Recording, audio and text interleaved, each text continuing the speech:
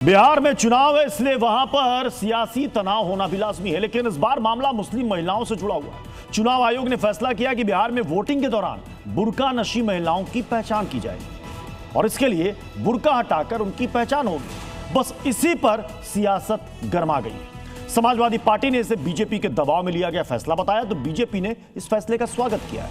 वहीं मुस्लिम समुदाय से भी इसका विरोध शुरू हो गया। आखिर इसमें ऐतराज क्या है, करेंगे इसी पर बड़ी बहस। हमारे साथ जुड़ेंगे खास मेहमान, लेकिन उससे पहले ये रिपोर्ट। बिहार में चुनाव, नया सियासी तनाव। बुर्के में कौन, सियासत ऑन।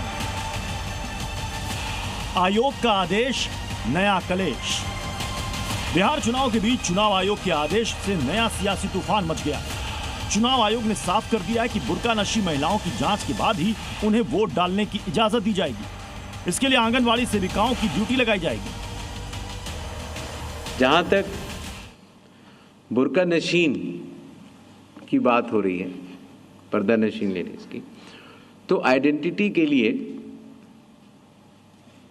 जो हमारी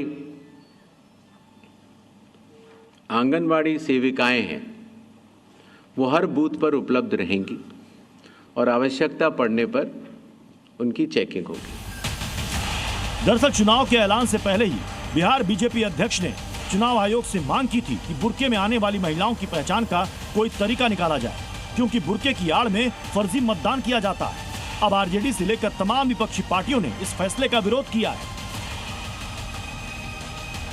भारतीय जनता पार्टी को एक बात समझ लेना चाहिए कि बिहार की महिलाएं, बिहार की जो माँ बहन है, बिहार की जो पर्दा नसीन पहने हैं, जो कहीं ना कहीं घूंघट में रहने वाली महिलाएं हैं, उनको ये बात पता चल चुका है कि भारतीय जनता पार्टी महिला विरोधी है। भारतीय जनता पार्टी अब संस्कृति के माहौल को स्थापित करने वाली पार्टी है। चुनाव आयोग की जिम्मेदारी है चुनाव पूरी तरह पारदर्शी और निष्पक्ष हो। अब चुनाव आयोग ने यह निर्णय लिया है कि बुर्का या पर्दा वाली महिला मतदाताओं की जांच महिला अधिकारी करेंगी। जांच हो, लेकिन महिला मतदाताओं की आस्था और सम्मान का भी ख्याल रखा जाए। चुनाव आयोग द्वारा स्वतंत्र व निष्पक्ष चुनाव संपन्न कराने के लिए जिस प्रकार के कानून या नियम लाए गए हैं, यह स्वागत योग्य है, सराहनीय कदम है।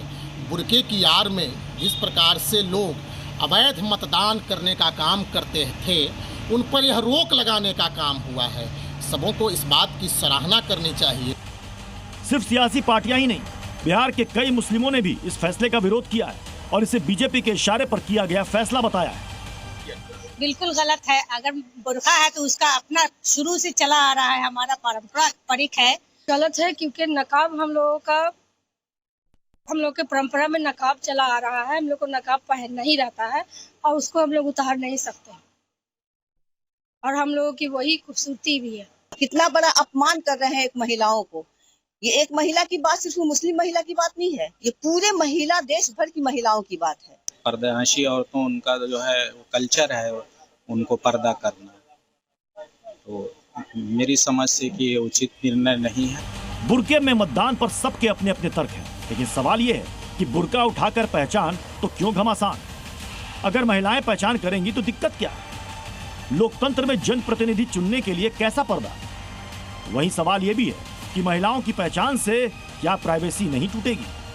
सवाल यह भी है कि जब कई देशों में मुस्लिम महिलाएं बड़े ओहदों पर रह चुकी हैं, विदेशों में मुस्लिम महिलाएं कई क्षेत्रों में बढ़ चढ़कर हिस्सा ले रही हैं, तो फिर लोकतंत्र के उत्सव में पर्दा क्यों? करेंगे तमाम सवालों पर बहस। हमारे साथ होंगे कई खास मेहमान। आप बने रहिए जी न्यूज के साथ।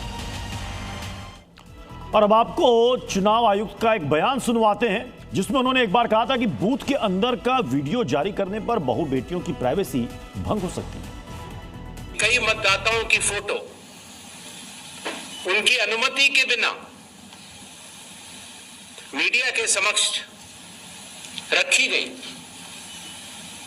उनके ऊपर आरोप लगाए गए, उनका इस्तेमाल किया गया।